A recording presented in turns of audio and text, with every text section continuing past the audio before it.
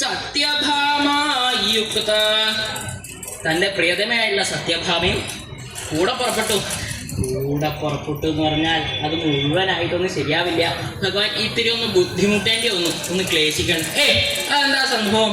സ്വതവേ സ്ത്രീകളല്ലേ ഈ വിവാഹങ്ങൾക്കൊക്കെ മുമ്പിൽ എത്തിച്ചേരാറ്. എന്നാൽ ഭഗവാൻ ഇത്തിരി ഒന്ന് ബുദ്ധിമുട്ടേണ്ടി വന്നു, ഒന്ന് ക്ലേശിക്കേണ്ടി വന്നു, ഒരു തെറ്റിദ്ധാരണ മൂലം. തൻ്റെ ഒരുക്കങ്ങളൊക്കെ കഴിഞ്ഞ് ഭഗവാൻ സത്യഭാമയുടെ അന്തപുരത്തിലെത്തി വന്നു. സത്യഭാമേ, ഭാമേ, സത്യഭാമേ, സത്യഭാമേ.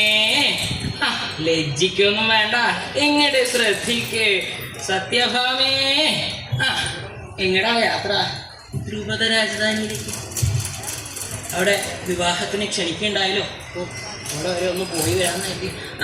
പാഞ്ചാലീശ്വരത്തിന് പുറപ്പെട്ടതാ. എന്നാ അങ്ങ് പോയി വരൂ എന്നല്ല സത്യഭാമേ. ഭാര്യാസമേതനായിട്ട് പോകണം എന്നാണ് ഞാൻ നിശ്ചയിക്കേണ്ടത്. അല്ല, വിരോധമൊന്നുമില്ല. പോയി വരുമ്പോൾ സ്വീകരണത്തിന് വേണ്ട ഒരുക്കങ്ങളൊക്കെ ഇവിടെ ചെയ്യാം. അതെന്താ പതിവില്ലാണ്ട് ഒരു സ്വീകരണം? അല്ല, ഇപ്പോൾ സ്വയംവരത്തിന് പോയിട്ട് ഇങ്ങോട്ട് വരുമ്പോൾ കന്യകയും കൂടി ഉണ്ടാവുമല്ലോ. അല്ല, കുഴപ്പമില്ല, ഞങ്ങൾ സാരമായിട്ട് നോക്കണം. ഞങ്ങൾ ഏതായാലും ധാരാളം ജ്യേഷ്ഠത്തിമാർ ഇവിടെ ഉണ്ട്. ഒരനുജത്തിയും കൂടിയായ കുഴപ്പമില്ല, അങ്ങ് പോയി വരും. അപ്പോൾ ഭാമ നിരീക്ഷേക്കണത് കൃഷ്ണൻ വിവാഹം കഴിക്കാൻ പോകുന്ന. എന്നാൽ ഭഗവാൻ ഭാമയോട് കാര്യങ്ങൾ പറഞ്ഞു. ഭാമേ, നിങ്ങൾ വരിക, ഞാൻ രഹസ്യമായി പറഞ്ഞുതരാം. മനസ്സിലായില്ലേ?